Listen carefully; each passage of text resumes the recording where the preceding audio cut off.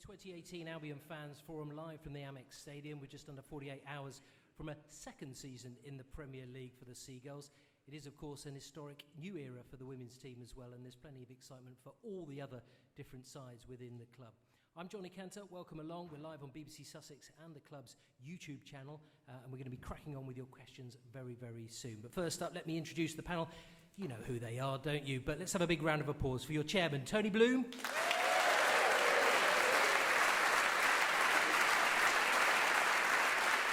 For Albion, Chief Executive Paul Barber.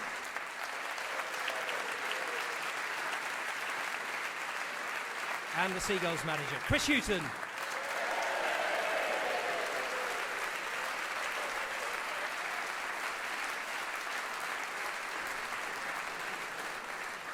We've got an hour for you to quiz the panel, so get your questions ready. As I say, Sarah and Anthony are out there in the crowd ready to sort of make their way to you, so just put your hand up if you want to. So much to talk about. I know there's loads been happening across the last week or so and right across the summer as well. But normally I dive straight into the crowd, but today I'm going to leave it over to Tony Bloom because he's got a little bit of news for you. Good evening, everyone. Our new owners are, yeah. So, hot off the press, we have a new player at the club. One Martin Montoya has just signed.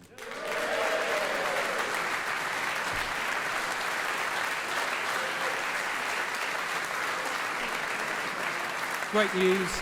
I know everybody will have known that obviously the transfer window does shut at 5 o'clock. Maybe Paul, actually, you could explain why this can be announced now, a couple of hours after, in terms of deal sheets and what that really means. Yeah, sure. Well, our recruitment team, I think, have done a great job in this window, and we had them working right up until the last second, literally.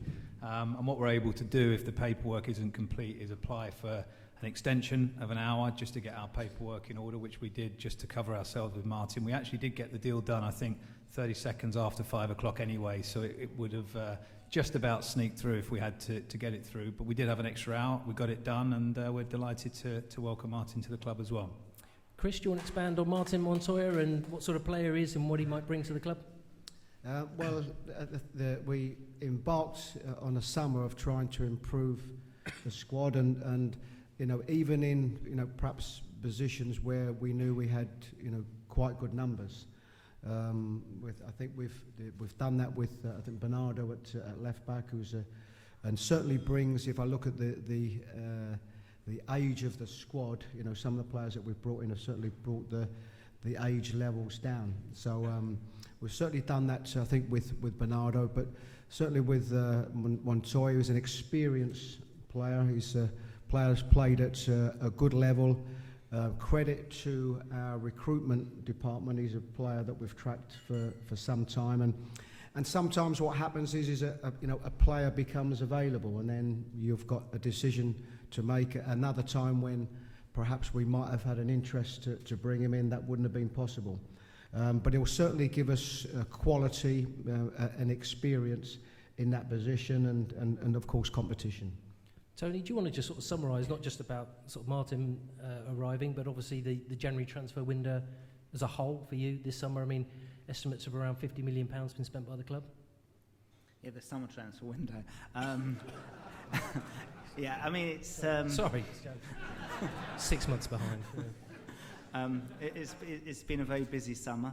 If you look around all the other clubs, generally there's been a lot of transfer activity, and it's really important. Even though we had a very good squad coming into the summer, we've got to always look to strengthen. If you stand still in the Premier League, you go backwards. And so we knew what the timing was. It's quite a big jump to go from the 31st of August to the 9th of August, particularly in a World Cup year. But the recruitment team led by Paul and Stanley have done a fantastic job. We had targets ready from a very early stage, and we got a couple of deals done very early, and I'm delighted with the business that we've done.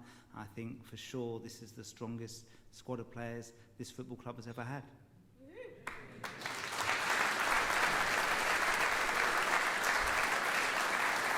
Okay, let's head out into the crowds. You made the effort to come here tonight, so I'm sure you've got some questions for the panel.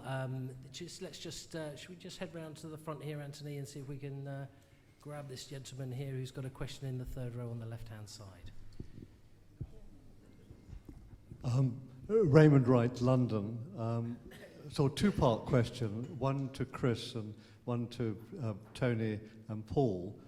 If this is a quiet window, which you anticipated it being, Chris, in May, what would a busy window look like? The second part of the question is, I'd like a comment on Jason Burt's article in the Telegraph about the closure of the window early in the context. I don't know if you saw it in the Telegraph earlier this week. Haven't had time. Yeah, so firstly on what we thought might have been a quieter transfer window or quieter summer, fortunately, I'm manager of a football club that one, I could say, want to move with the times, and certainly the times of this summer have been clubs spending big, but also probably more so of a club that want to improve as each window passes. And what will happen with our recruitment department, there'll be some positions that we know that we have to fill. We lost Goldson and Hunnemir at centre half, so we knew that was a position that we had to fill. But sometimes what will happen is that our recruitment department and Paul Winstanley, of course with the chairman and Paul, will put a player to me. And generally, I will know this player, maybe not so well, but we get to know this player, and then I have that decision to make. Do I see that as real good competition? Do I see that as better in the position that we already have? And do I see that improving the squad? And fortunately for me, I'm giving them opportunities. But it is very much a club, obviously driven by our chairman, that wants to improve in every window. But I think what we've seen so far, I know it was a very busy day today and yesterday, but I think when you look at some of the figures that have been spent by a lot of the clubs, and probably some that you didn't expect, it's the way that the Premier League is going, and of course if you want to keep in line with that one, then you have got to be prepared to spend. Okay, just on that one, Mark actually emailed us talking about deadline day. What is the most stressful thing about deadline day, and what is the key factor about getting a deal over the line? So what's the most stressful thing, and what's the most... So we start with the deal, getting it over the line. Yeah, I think, as always, when you're looking to attract good players will always have choices. So they'll have choices of leagues, they'll have choices of clubs, they'll have choices of different terms and different contract lengths. They'll all have agents that will be pushing for the best possible deals. So, sometimes I think we always try and say that when deals are done quite late, it's not because we want them to be done late or we're necessarily looking for the price to come down or anything like that. It's simply because the player himself, or even the club that's selling, is looking for the best possible deal for themselves. And that can sometimes lead to things taking a lot longer than they should. And just to pick up on Peter's earlier point here about the transfer window finishing early, time will tell whether it's been a good thing or a bad thing, but one thing it has done is condensed the negotiation time. And I think it's like anything else. If you've got a month to revise for an exam, you'll take the month. If you've got 2 weeks, you'll find the time in those 2 weeks to revise for your exam. And negotiations are like that. If you've got 2 months, they'll take 2 months in some cases. But we've got this shortened window. We can still loan out into the Championship. We can sell into Scotland. We can sell into Europe. So we've still got the option to move players out. And of course, the European clubs can still come and buy, which is, for the bigger clubs in the Premier League, potentially a threat. But at the moment, all those clubs, like all of us, have got the opportunity to say no as well. Just because a big European club wants to come and buy your best player, you don't have to say yes. And if the player's under contract, the club has just got to resist that pressure. So I think it remains to be seen whether it's been a good thing or a bad thing, but for us it's enabled us to focus and get our business done. And here we are at the end of the transfer window, and we're very content with the work that we've done. Chris, what's your most stressful thing about deadline day? You've been through a few, haven't you? I've been through a good few, yes. I think probably what I spoke about before is which is in an area where you're trying to improve. So, it can be that last week, and of course, Chairman and Paul very much, and Paul Winstanley, they're the ones that do the negotiations. I just wait and see what the outcome is, and you hope it's a pleasant outcome. But probably the more stressful ones are because it can be a lottery going into that last week, and we have had numerous situations where we've thought absolutely this is going to be a done deal a week before, and it doesn't happen, and vice versa. So I think if you're bringing a player into a position, that you already have players, and you're trying to improve the position or better the position, and you lose out on that one, then that's perhaps not so bad. The more stressful ones are the positions where you have to bring somebody in that position, and you then lose out on that one, and you know that perhaps one injury in that position could make life very, very difficult for you. So they're the stressful ones, but you have to be prepared for that, because it's very rare that everything always goes your way. Tony, stresses? You seem very relaxed this afternoon, speaking to the media. You always seem quite relaxed, to be honest, but do you get stressed on deadline day? Generally not, certainly not today. But for sure, the last transfer window a year ago, when we wanted to bring in a centre forward and we had things lined up, and it didn't work out in a really important position. So yeah, there's on that day stress, but when it gets to 11 p.m. and the deal's not done, you move on because there's nothing you can do. And obviously you hope for no injuries in that position, and fortunately we got lucky last season and then we made sure that in January we got things sorted. So, but generally speaking, I'd say apart from perhaps 12 months ago, they've all been relatively stress-free. I'm always a bit stressed if I hear of players on the M25. That's stressful. Mentioning no names. Okay, let's head back into the crowd. Sarah's got someone just down in there in the third row. Not really. Not me. It's Mike from North West Sussex Seagulls. Firstly, Tony, do you have any ink left in your pen? You've made a lot of new signings, which is brilliant for the club. A little bit concerned about the number of young players that have been signed of late.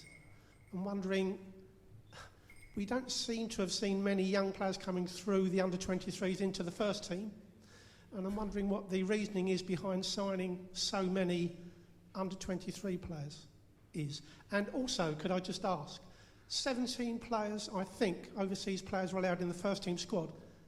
We might have 18 now, so I would assume that one is going out, but I don't know. On the first question, we're always looking to strengthen at this football club, at all age groups, and we do that even at the very young age groups, which don't even get talked about. But certainly our under-23s did superbly last season, got promoted to the top division of that league. Some of our players have left, some have gone out on loan, so we certainly need to strengthen there, and we've brought in players, as you say, young players 17, 18, 19 years of age, who we think are very talented, have good potential, and so we'd be hopeful that some of those will make it to the first team squad at some point. It is very difficult. We've only been in the Premier League, this is the second season, so to get young players into that 25-man squad and to get into the 18 of any game day squad is extremely difficult. But we're giving them the opportunity, working with us, and maybe some of them in time will go out on loan. But we think it's really good to strengthen in that area and hopefully have choices for Chris in the future to bring in some of these players to the first team squad. Okay, hopefully that answers your question, Mike. Thanks very much indeed. Let's have just at the back on the left-hand side. Nick from Brighton. Just two quick questions. I think we'd all agree that Izquierdo is a very exciting young man. However, is he too predictable by always going inside? And how much work has gone into encouraging him to sometimes use his electric pace to go down the line and cross with his left foot? Would that make him a complete player? He went for his first touch in the World Cup down the line and crossed with his left foot. That's for you. Chris, I think... Tanya, we can relax on this. I presume that's a question for the chairman or Paul Barber, yeah.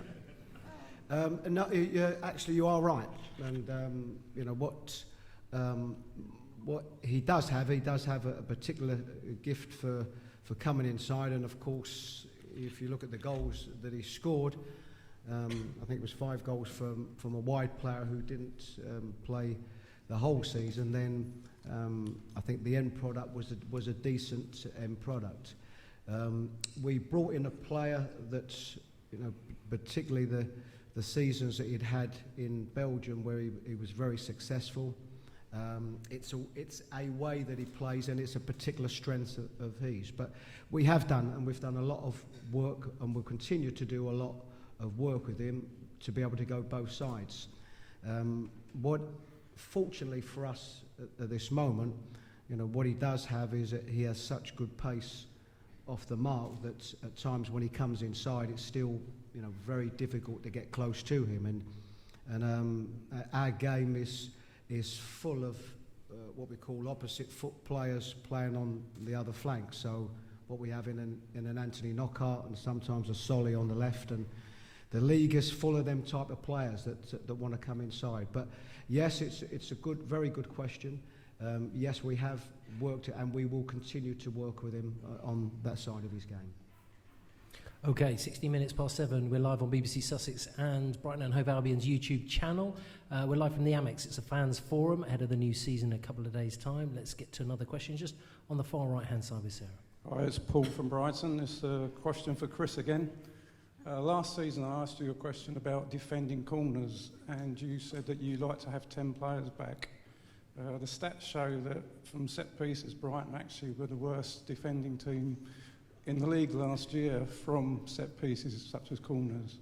When I watched I watched all the home games last season, whenever I saw our wingers like Izquierdo and Knockhart or Solly, they seemed to get in the way at defence and try and dribble their way out rather than kick the ball into Rose Ed. Wouldn't it make sense to actually leave a player up front? Not only would that give you an outlet if we win the play, but also force the opposition to have 2 players back, which would give you a man advantage when defending a corner. Okay, so another good point, and you are right. We changed our defensive shape a little bit after one particular game. If I'm looking at perhaps halfway through the season, and certainly we were up until the last couple of games where we conceded a goal at Man City away and we conceded a goal at Liverpool, had a far better record in that second half of the season. So it is something that we are very, very aware of, and something that we work on. As regards a player staying up front, certainly there are no stats to show that a player or teams that leave one up front are going to concede less goals. So for us, very much it was about responsibility of marking men, players losing their markers. As regards the amount of work that we do and the setup that we had, we saw nothing wrong with the setup. But what we did see was a team that didn't have the ability to defend well enough on set plays. So the only thing you can do when it happens, it's like any aspect of the game, is to work as hard as you can on it. The second half of the season we were certainly far better. We've done a lot of work pre-season on that, and we certainly hope to have a better record this season. We're very conscious also that if our record in defending set plays, predominantly corners, had been better, we arguably would have been 3-4 places up the division. And so we're very conscious of that, and we will continue to work as hard as we can on that. Thank you, Chris. Right, let's head right to the back of the room. Yeah, it's Mick from Port Slade. Thank you, first of all, for a very successful season last season and keeping social media busy during the summer. Our under-23s were promoted along with all the other teams. And our first game is away at the new White Hart Lane, or the Tottenham Hotspur Stadium. Is there any opportunity for away supporters to attend that game? Sounds like it's one for me. Possibly. We've asked Tottenham if we can have an allocation, but it is a test event. And as Martin Perry is better qualified than me to tell you, those test events are very much controlled by the local authority and the club, who are looking to get their safety certificate leading up to the game, the first league game at the stadium, when they can open to the whole attendance. So we're hoping to get a small allocation. If we do get one, it will be very small. So it's likely to be a loyalty points game for an under-23 game, which is going to be interesting. But obviously we want to try and get some Brighton fans there, because it's a big occasion for us. It's a great occasion for the young players to be able to play at Tottenham, and obviously for some of the sort of work there in the past, it will be a good occasion for us as well. So yeah, we're hoping to get some. Okay, all right then. I'll just dip into the emails here. Derek says he was in very early with this one. Percy Tau is apparently training with Union Saint-Gilloise, Tony's Belgian club. Is this the case? Is he keeping fit? Is he joining them on loan? And if it's the latter, how will it help him get a work permit to play for the Albion? Well, first of all, Percy Tau is a very talented footballer. We're delighted to have him at the football club. He will be going out on loan. It's not set in stone exactly where he will go, but he will get some experience playing in Europe. And in terms of getting a work visa in the future, it is quite a complicated situation. It can be based on one of two things. One is if he's playing regularly for South Africa, which I think he's highly likely to, then South Africa will need to improve their ranking. Otherwise, he needs to get in a point system whereby playing for certain teams or playing Champions League, Europa Cup football, you get points. But that part of it's for another day. For this season, we just want to find the right club for him. Okay, and just down here in the third row, there's a lady there. I'm going to stand for this one because I'm quite short and can't address the panel otherwise. This is for Paul Barber. When will I be able to sit in the seat that I purchased for an away game and actually see the match in front of me?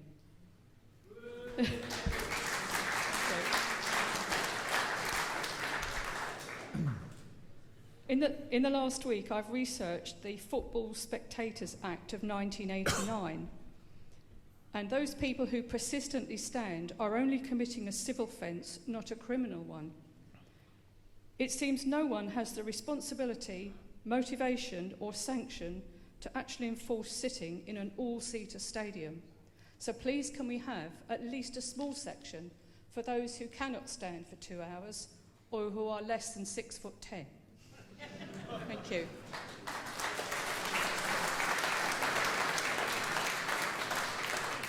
Well, first of all, thanks for raising it. It's a very, very fair point, and as you know, we were the only club at this year's Premier League summer meeting to raise this issue, because it's certainly been something that's been in my inbox actually for longer than just this season. We share your frustration. Some of this, frankly, is down to our own fans. We have a large group of travelling supporters that enjoy their away days, and we love them being there. But we also ask them to be respectful to other fans that don't want to stand for the whole 90 minutes. It's difficult because we can only do so much as the visiting club to control this situation. We don't have any jurisdiction in the stadium that we're visiting. I agree that in a lot of situations a home club can and should take some more responsibility, particularly when you've paid good money to travel and you want to see the game.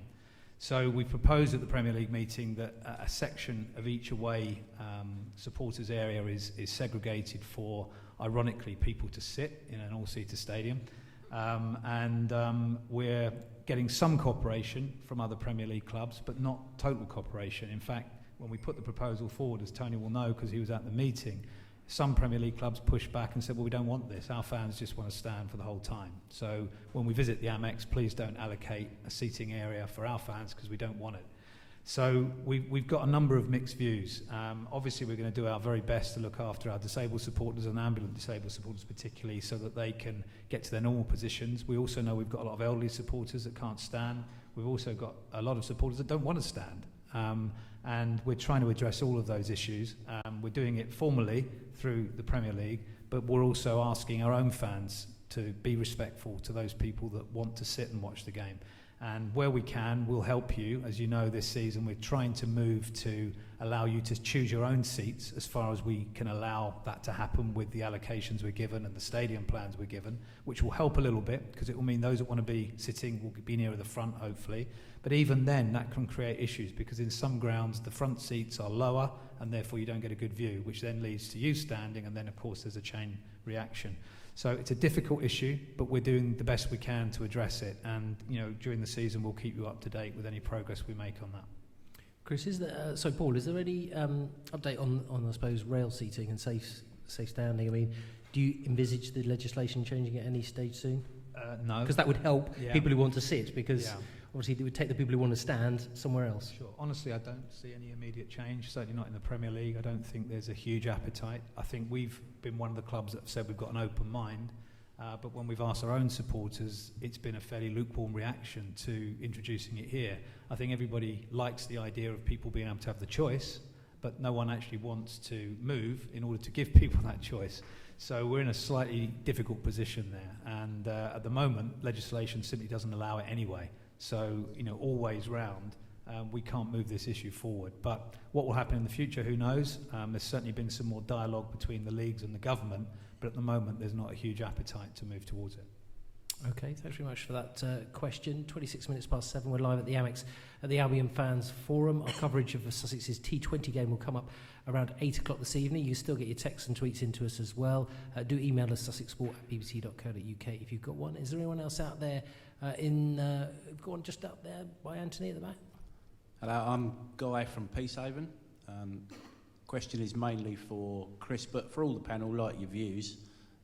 Been a football fan for longer than your career, Chris, even in your playing days.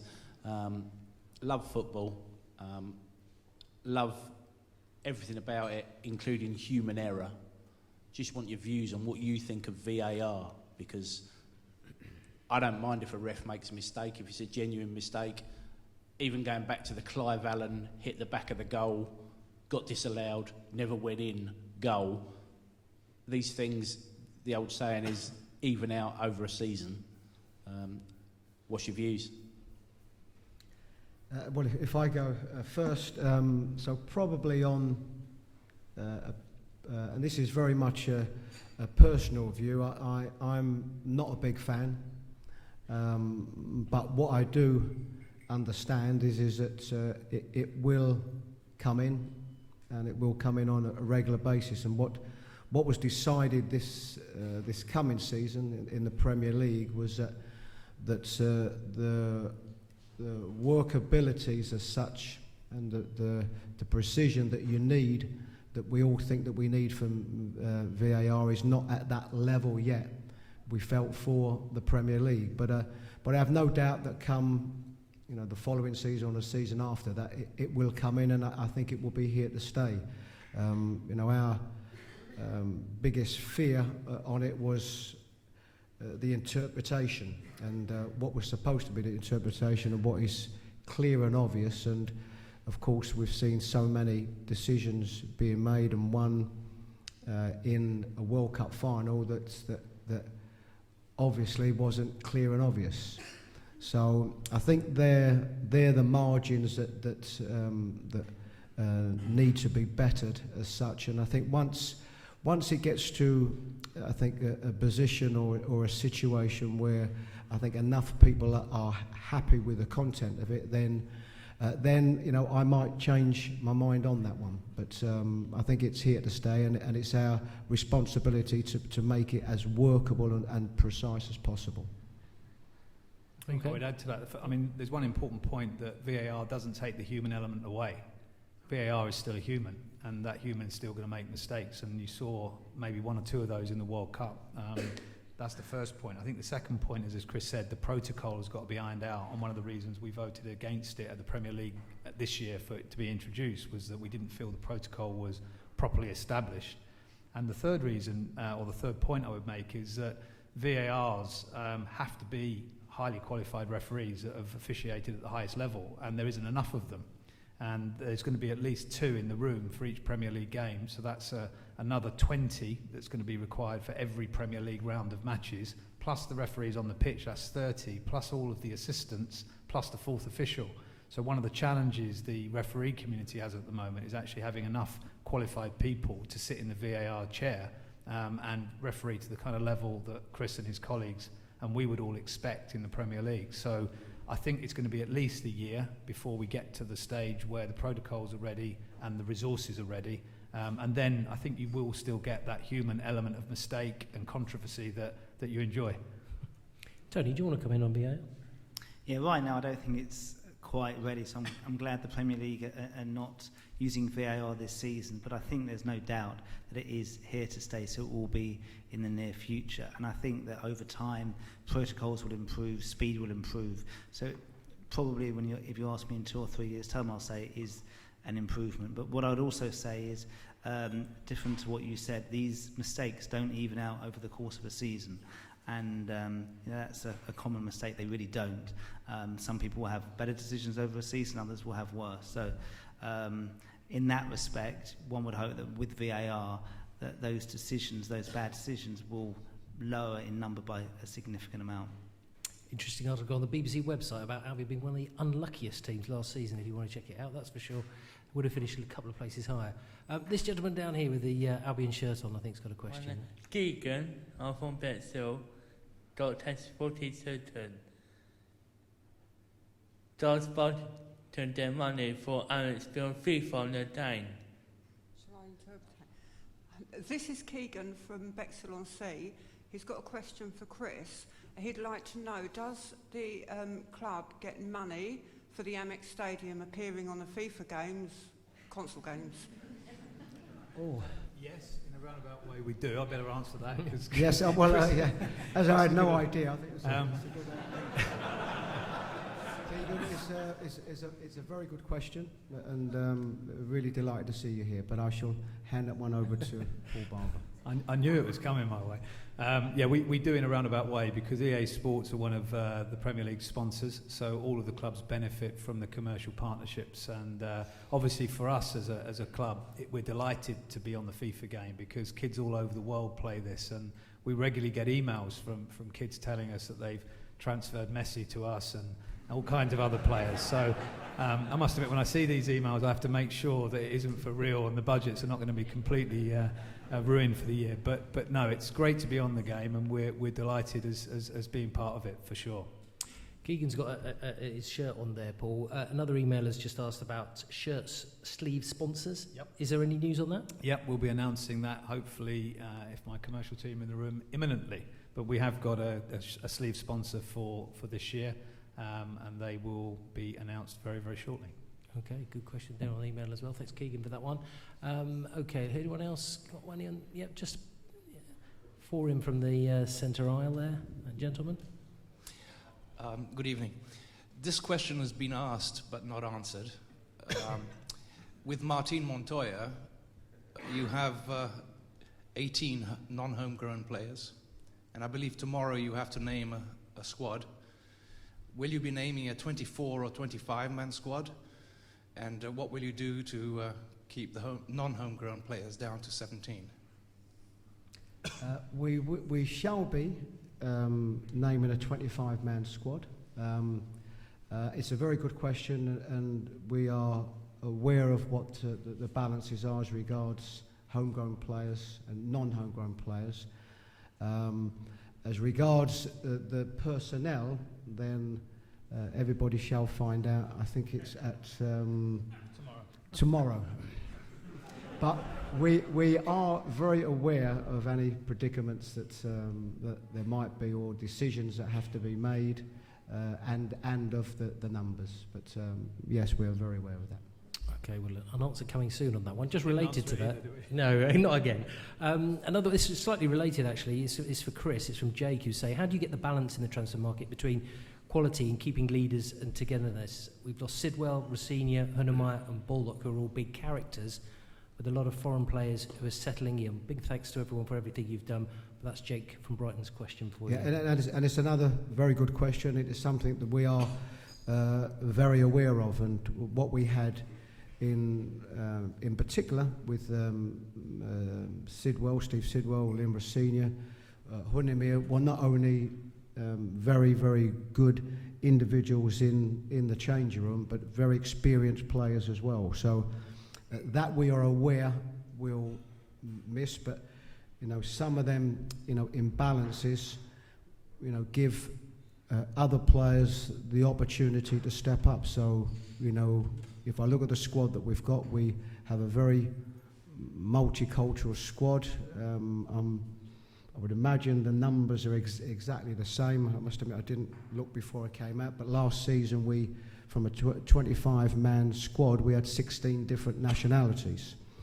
So what that does do, it gives the opportunity for, a Lewis Dunk, a player that's been here for a long period of time. Dal Stevens, of course, who's been here for a long period of time. Bruno is our captain, and we know the massive role that he plays. Shane Duffy has been here for a shorter period of time.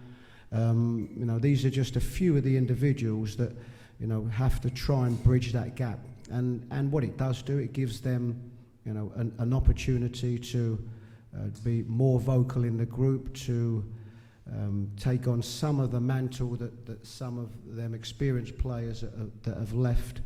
And give them a little bit more responsibility. Generally, we haven't had too many problems from players coming into the squad. It's been a very good squad to come into, and a very accepting squad to come into, and probably because over the last few seasons, there's probably been more good than bad, I think, as regards what the team have achieved. Then generally it's that little bit easier to fit into that when things are going quite well. But yes, we are very conscious that we are missing some very good, strong, good people, individuals, and now for the opportunity for others to step up. Okay, great. I think there's another one down here. It's Sarah. Hi, it's James from Worthing. It's a question for Paul, really. Paul, you've just sort of spoken about EA Sports and football, or Brighton's name being throughout the world. How is the club going about nurturing this potential? Obviously, we saw the Premier League away day, if you like, in India, and the club seemed very popular, and there were some great pictures coming from there. But I just wondered if the club had any plans and if you were prepared to share them. First of all, we get most of our international exposure through being in the Premier League, and the TV deal that the Premier League has is one of the best in probably the sports world, so we're fortunate from that. We're still trying to dominate Sussex and the southeast of England, and we're still growing this football club from our roots, and we've, as we all know in this room, have lost one or two generations of fans over the years through some of the troubles we've been through, and our immediate priority is to make sure we capture the kids' hearts and minds on our doorstep, because they're the guys that are going to fill the stadium out there in good times and bad times. So that's our first priority. But where we can take advantage of the international opportunities the Premier League provides, we will, and we did a bit of testing in India. It was an opportunity for us to go out and be part of an event where one of our games was shown live. I think it was the Everton game was shown live on big screens in a fan park in India. We sent our marketing team out there, an AITC team out there to engage with the Indian community and fans out there, and it was fantastic, great exposure for us. But we'll continue to do that where the opportunity arises, and if we can persuade Chris to take the team away one summer, we'll look to do that as well. But our immediate priority in our first season in the Premier League was to give Chris and his staff and the players the best possible preparation as they wanted it, and they had that last year, and it resulted in a successful season. We've done the same again this year. If it works again, I'm kind of going to be under pressure not to change it, but I'd love to, and I know the chairman would love to get the team out to the US or somewhere where we can start to build our brand. And obviously the US would be an important market for us because of American Express and because of Nike. We would be very welcome to go to the US. We've already had opportunities to do that, but we're not quite ready to do that just yet. Okay, let's head back to the back of the room. We can always come back to you. Let's head to the back of the room. Hello, I'm Keith from Brighton, and my question, well, first of all, let me thank everybody up there for the fantastic job they've done, and especially to Paul, who will answer an email seemingly every time of night or day, so thank you for that. Mine's just to say that I'm a victim of the club's success, because I used to have a season ticket at the Widdean, used to go to away games, and now I'll never get enough points, even though I'm a season ticket holder here, to get a ticket for an away game. unless I rely on the generosity of my friends supporting rival clubs. I don't have an answer, but I'd love to be able to get to an away game and not see anything. So is there anything you can do to increase the allocation or to do something special for long-time fans? Well, first of all, the allocation is fixed by the Premier League at 3,000. That's the usual maximum we get.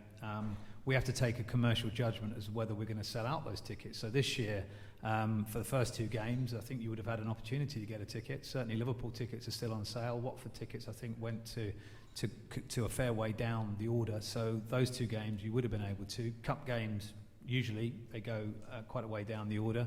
And I think this year, one of our judgments is going to be whether we have the same away following as we've had in previous years. We've got good away following, but we're not quite at the level yet of a Manchester United or a Chelsea or an Arsenal, where 3,000 is an absolute cert.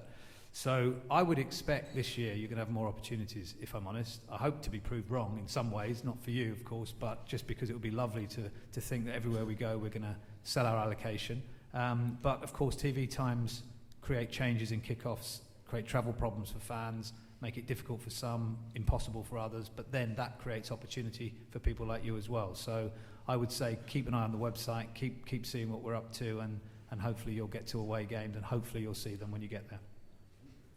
Okie dokie. All right, we'll just let Sarah head to the next question, just down on the right. John from Feltham. A question for Chris. We haven't seen a lot of Jurgen Lakadia since his transfer in January. Have you got big plans for him, and what's his best position for the team? I think part of the reason for not seeing so much of him last season was the form of Glenn Murray, and what we did do is we brought Jurgen in, as we did with Leo in January, and Glenn's form, if anything, got better. So that, in one way, of course, was disappointing for Jurgen, that he didn't get the games that he would have liked to have got. But in some ways, and particularly the fact that overall it was a satisfying season, it allowed him to bed into the squad. He came with an injury, so it took him a little while to get up and running. What we have seen so far already this pre-season is somebody that has done a pre-season with us, so very much in tune to the way that we want to play, can play and has played in anywhere in a front 3, but predominantly I think with the way that we play, it's one of a front 2 positions, where he can play, if it's a 4-4-2, if it's a 4-4-1-1, the way that we've played. It can be one that's higher up the pitch, or it can be one that's playing, as we probably know, and what we experienced last season, in that Pascal Gross position. Different type of player, more offensive player. But we've been delighted with him pre-season, and I think probably for the first time he's here.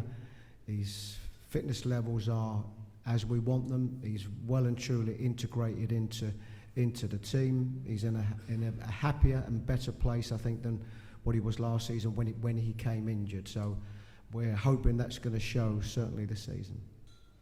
Okay, let's head to the left-hand side, down by Anthony. Hi there, I'm Alex from Brighton.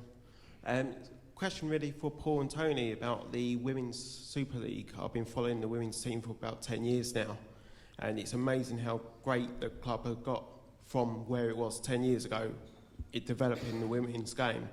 What are your expectations for the year and over the next couple of years of big plans? Tony, do you want to start off on that one? We're very excited to have this first season in the Women's Super League. It's a big step up. Hope and her team have been busy recruiting players, not just the first team, not just the under-23s, but the women's team as well. And I'm very excited about it. It's going to be very tough. Again, there's established teams there. There's teams who are used to playing in the Champions League and some very experienced international players. But I think for this football club, it's a very exciting times. And I hear we could even have a live TV game coming up sometime soon. Very exciting. Okay, where's Sarah gone? She's down on that side. Well, let me just dip in. I'm going to read this one out. It's for Chris mainly. I've had a lot of emails on this, so I'm only going to pick one, and you'll be probably aware of it. Albion's away record in the Premier League picked up the least amount of points last season. How do you propose rectifying that in the coming season? This is from John. He did go to 2 away games last season, and you won both of them. So if you want him on the team coach, just let him know. Okay, well, maybe he's just answered the question himself. Maybe that's actually. the way forward, yeah. Answering that question, similar to the question, defending set plays and in particular corners. This is another challenge for us, and what we were very grateful for were the form that we showed at home and the amount of points that we managed to pick up on home, and you know, it's not something that's unusual, particularly for a team that have just been promoted. It is more difficult to play away from home, and of course the questions will continue always, and I'm not quite sure will ever be solved as to why that's the case, but it is the case that it's more difficult away from home, and I think particularly if you are a team that's just been promoted. Against the top 6 away was very, very difficult. The challenges that we have in particular, if we looked outside of the top 6, and it doesn't mean that we can't get some type of result or a win away at the top 6, but I think probably the biggest challenge is that there were a lot of games in the teams outside of that top 6 that were close encounters, that you know, were the result of losing a game, you know, 1-0 or 2-1, and probably that's the biggest challenge. Can we bridge that gap? You know, firstly in them type of games to the teams that are in what we regard as, you know, the same league as us as such, and that's the big challenge that we have. But again, it's something that we're very aware of. We should be able to gain confidence from, and there weren't so many, but there were some good victories, you know, and memorable victories on the road, and we know that's something that we have to improve, because what you can't always do is you can't always rely, of course, on the very good form that we had at home. Okay, lovely. I go with Al on the right hand side. Hi, it's Alan from Lancing.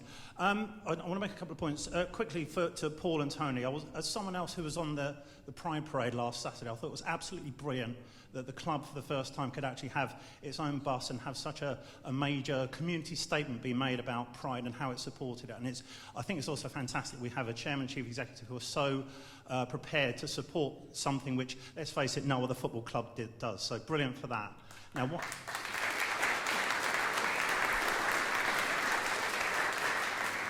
one of the downsides of Pride is the enormous amount of litter, and this brings me on to the point I'll make. Now, this club here, we have an enormous drink problem here because we just have so much litter left out after the end of the game. We have single-use plastic used at the stadium. Now, as a club which I consider to be a kind of a progressive club socially, one, can the club be looking to look at the consideration of having multi-use cups for beer? I appreciate it's on short order that we have to do this, but we must be seen to be progressive. This is a major issue for the planet, and one of the ways that can be helped is by allowing fans to be able to drink inside of the pitch, which leads me on to the next point. Would the club be able to be prepared to back any fan grassroots campaign that would repeal the law about banning drinking inside of football pitches? They're looking at me. Well, first of all, on single-use plastics, definitely agree with you, Al, on that one, and we're already talking to Sodexo. The Premier League are already engaged with a number of different potential suppliers, which could help all clubs, but we're sort of taking it on here.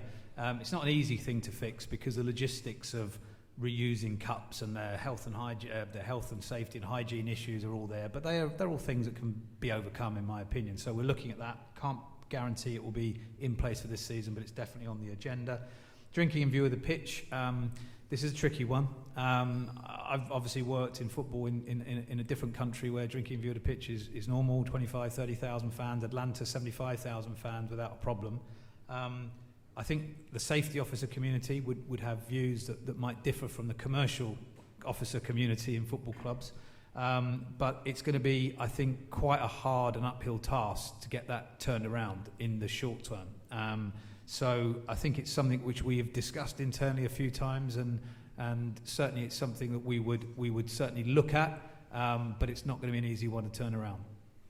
Okay, just while we're on the stadium, Paul, England internationals, is that something that, obviously there's a sale of Wembley, there's a possibility of there's games going out to Ellen Road and various other venues. Is that something that's on your agenda? Obviously the Amex has hosted England matches. We've at various hosted England levels. games here before. We'd love an England international here. What tends to happen with the FA when they take games on the road is they look for stadiums to fit the size of the game, if that makes sense. So with 30,000 capacity here, we would certainly be in line for one of the smaller games. Should England take their friendlies on the road for a competitive game, the stadium has to be bigger, so it's unlikely unless FIFA or UEFA rules change, that we'd ever get a competitive game here. But hopefully when the FA do take games on the road, should they sell Wembley, then we would be in line for one. It would be great to have the senior England team here for sure. Okay, right, sneaking in the back corner there. Hi, Dan from Brighton. Just a question for Paul. In the event of, God forbid, hard Brexit, no deal Brexit or whatever, what contingency plans are there to sign youngsters in? Are we going to have a progression of Percy Towers where they have to go somewhere first before they get to play for us, or how's that going to work out? Crikey, answering the Brexit question. I mean, that's... Where do I start? Well, I think, first of all, we don't really know where Brexit's going to end up. I mean, we don't know, they don't know. I think the other issue here is the value that the Premier League creates for this country. And I don't know whether any of you saw that recent poll that was done, not by the Premier League, but had the Premier League as a brand higher ranked across the world than Rolls-Royce, BBC, British Airways, some of the huge and traditional so-called British industrial brands. So the government were actually, interestingly, the first to comment on that survey and congratulate the Premier League and sort of big up the survey itself. So on that basis, given that the Premier League creates huge value for the country in taxes, creates huge value for the country in terms of overseas export, creates huge value for the country in terms of pride in something that we created and this club, are part of, I would be surprised if we end up in a situation where that brand was damaged by any kind of arcane rules on moving players around. But that's my opinion, and I think we're quite away from getting any kind of sense from the government as to what might happen. But we'll see. Okay, let's go to the third round, just down here. David from East Grinstead. Probably a question for Martin Perry, really. Oh, good. But he told me to tell you he's not here. He says he's not here. I saw him here, don't worry. Probably Tony or Paul can answer. You were just talking about stadium capacity, 30,000. Is there any possibility of the stadium capacity being raised? I have heard rumours of 40,000, No. but I don't know how. We put Martin under pressure every summer to just find us 2 more seats, 10 more seats, 50 more seats. And that's why he's as grey as he is, because he's under such pressure. But no, there's not an ability here to take the capacity way beyond where we are, and we might be able to squeeze Martin a bit harder for a couple of 100 more seats here and there. But he's glaring at me now, so I'm going to shut up. Okay, fair enough. Okay, we've got just about 6 minutes or so left to get your question in, so if you're feeling brave and want to get involved, do try and make it quick and get those in. Let's start there with that lady there. Oh, hello. Fiona from Hove. I don't know who it's a question for. Maybe Chris, Paul. Sorry. I'd like to congratulate Tony on receiving his honorary doctorate at the University of Brighton last week.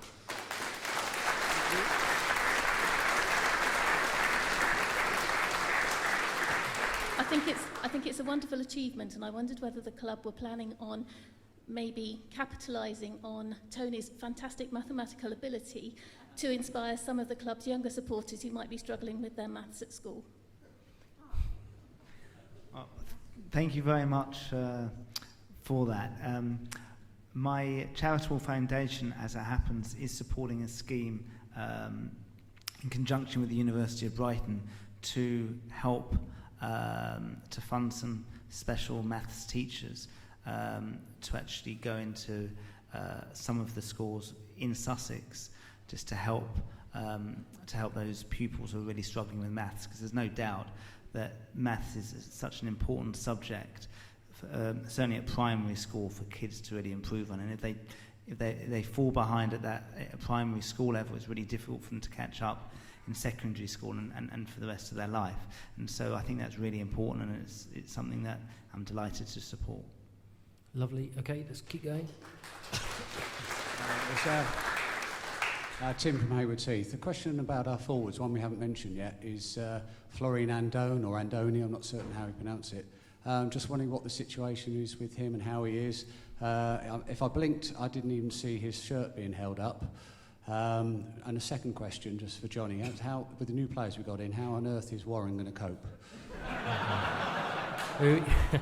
You'll be delighted to know that Alireza Jahanbach, which is a hard J apparently, but he's decided to call him AJ. So that solves that one. The other one I'll leave to Chris. Yes. As regarding Florian Andoni, he came with an injury, which we were aware of, but a very minor injury. And during this pre-season period, what we've had to do is we've had to appreciate that and not push him as hard as perhaps what we would like to. So he's back in training. He'll train fully next week. At this moment, it's probably Saturday has just come too early for him. But we're really looking forward to getting him onto the training pitch on a regular basis and giving us the type of competition that we strive for from our forwards. And what I think we believe we have are different types of forwards in. We spoke about Jürgen Locadia that we haven't seen as much of as what we would like. He's a different player to Florian. Florian is, for those that would have seen clips of him, he's somebody that's going to give us that pace behind. He's a runner, perhaps not as physical as what Glenn would be or even what Jürgen would be, but will certainly be able to stretch the game for us. And he also, speaking about our recruitment as we did earlier, he is a player that we've followed for quite some time, and we were delighted to get him, and I think we will be as delighted as you will be to be able to see him on the football pitch. Okay, lovely. 60 seconds, Tony, your final thoughts ahead of the new season. You have to keep it brief. Well, it's another very exciting season ahead in the Premier League, and I can't wait to see the team run out on Saturday afternoon. It's always exciting before a new season, and this one's no different. Okay, well, thanks very much for listening here on BBC Sussex and the club's YouTube channel. Our coverage gets underway at 2 o'clock. Up next, we have our continued coverage of the T20 game between Sussex and Surrey. Do join us on Vicarage Road on Saturday, but there's only one final thing to do, and that's to thank the panel this evening. Your chairman, Tony Bloom. Chief Executive, Paul Barber. Your manager, Chris Hughton. And thanks very much to you, the audience, and everyone at home for your questions this evening. Have a great season. Good night.